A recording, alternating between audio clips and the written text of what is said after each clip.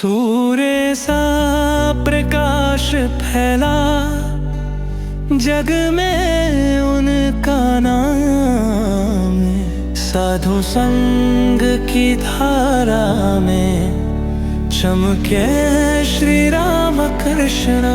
श्री रामकृष्ण वचनामृत episode number 83 क्रमशः शाम हुई। बैठक खाने में बत्ती जलाई गई। श्री रामकृष्ण ने हाथ जोड़कर जगत जननी को प्रणाम कर मन ही मन शायद मूल मंत्र का जाप किया। अब मधुर स्वर से नाम उच्चारण कर रहे हैं, गोविंद गोविंद सच्चिदानंद, हरि बोल हरि बोल। आप इतना मधुर नाम उच्चारण कर रहे हैं कि मानो मधु बरस रहा है। भक्तगण निर्वाक होकर उस नाम सुधा का पान कर रहे हैं। रामलाल गाना गा रहे हैं। भावार्थ, हे माँ हर मोहिनी, तूने संसार को भुलावे में डाल रखा है। मूलाधार महाकाल ने तू वीणा वादन करती हुई चित विनोदन करती है। महामंत्र का अवलंबन कर तू शरीर रूपी यंत्र के सुषुम्ना आदि 3 तारों में 3 गुणों के अनुसार 3 ग्रामों में संचरण करती है। मूलाधार चक्र में तू भैरव राग के रूप में अवस्थित है। स्वादिष्ठान चक्र के षडदल कमल में तू श्री राग तथा मणिपूरक चक्र में मल्हार राग है। तू वसंत राग के रूप में हृदयस्थ अनाहत चक्र में प्रकाशित होती है। तू विशुद्ध चक्र में हिंडोल तथा आज्ञा चक्र में कर्नाटक राग है। तान मान लय सुर के सहित तू मंद्र मध्य तार इन 3 सप्तकों का भेदन करती है। हे महामाया, तूने मोहपास के द्वारा सबको अनायास बांध लिया है। तत्व आकाश में तू मानो स्थिर सौदामिनी की तरह विराजमान है। नंद कुमार कहता है कि तेरे तत्व का निश्चय नहीं किया जा सकता। 3 गुणों के द्वारा तूने जीव की दृष्टि को आच्छादित कर रखा है। रामलाल ने फिर गाया। भावार्थ, हे भवानी, मैंने तुम्हारा भय हरण नाम सुना है, इसलिए तो अब मैंने तुम पर अपना भार सौंप दिया है। अब तुम मुझे तारो या न तारो, माँ तुम ब्रह्मांड जननी हो, ब्रह्मांड व्यापिनी हो। तुम काली हो या राधिका, यह कौन जाने। हे जननी, तुम घट घट में विराजमान हो। मूलाधार चक्र के चतुर्दल कमल में तुम कुल कुंडलिनी के रूप में विद्यमान हो। तुम ही सुषुम्ना मार्ग से ऊपर उठती हुई स्वादिष्ठान चक्र के षडदल तथा मणिपूरक चक्र के 10 दल कमल में पहुँचती हो। हे कमल कामिनी, तुम ऊर्ध्व रेत्व कमलों में निवास करती हो। हृदय स्थित अनाहत चक्र के 12 दल कमल को अपने पाद पद्म के द्वारा प्रपुष्टित कर तुम हृदय के अज्ञान तिमिर का विनाश करती हो। इसके ऊपर कंठ स्थित विशुद्ध चक्र में धूम्र वर्ण 16 दल कमल है। इस कमल के मध्य भाग में जो आकाश है, वह यदि अवरुद्ध हो जाए तो सर्वत्र आकाश ही रह जाता है। इसके ऊपर ललाट में अवस्थित आज्ञा चक्र के द्विदल कमल में पहुंचकर मन आबद्ध हो जाता है। वह वहीं रहकर मजा देखना चाहता है और ऊपर नहीं उठना चाहता। इससे ऊपर मस्तिष्क में सहस्रार चक्र है। वहाँ अत्यंत मनोहर सहस्र दल कमल है, जिसमें परम शिव स्वयं विराजमान है। हे शिवानी, तुम वही शिव के निकट जा विराजो। हे माँ, तुम आद्यशक्ति हो।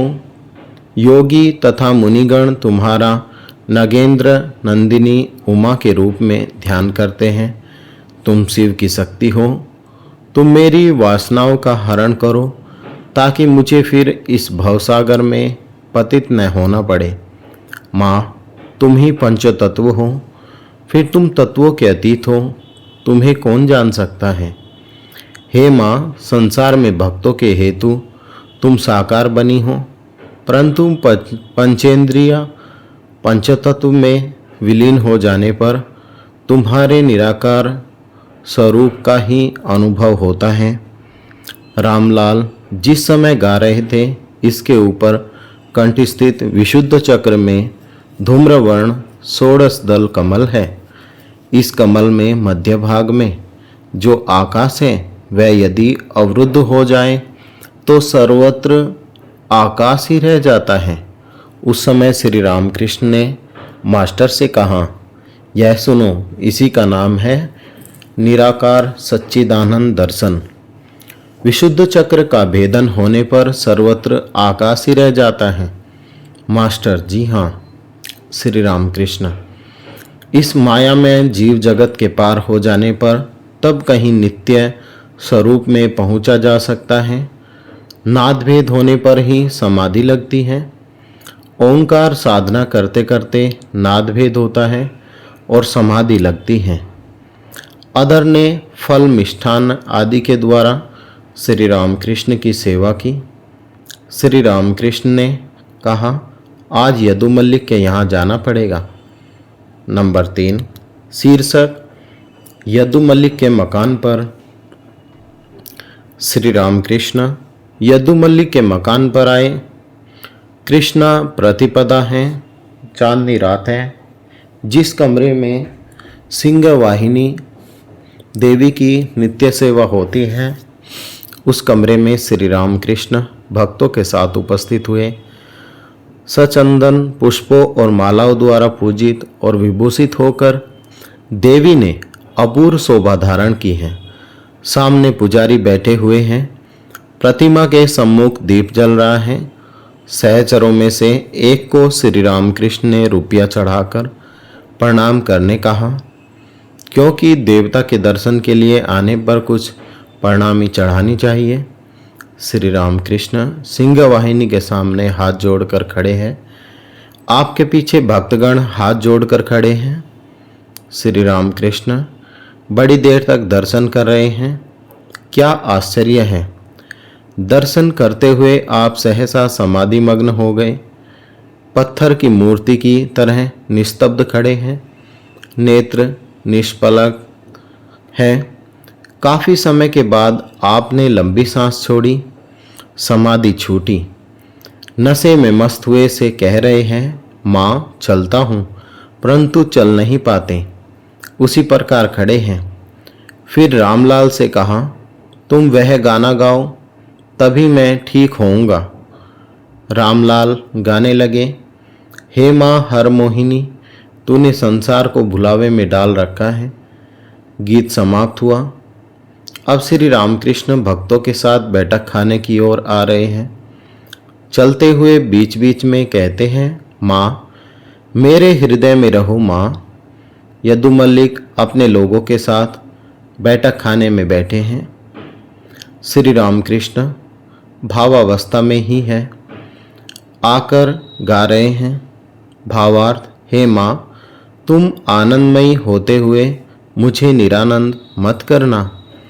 गीत समाप्त होने पर भावोन्मत्त होकर यद्दू से कहते हैं, क्यों बाबू क्या गाऊं?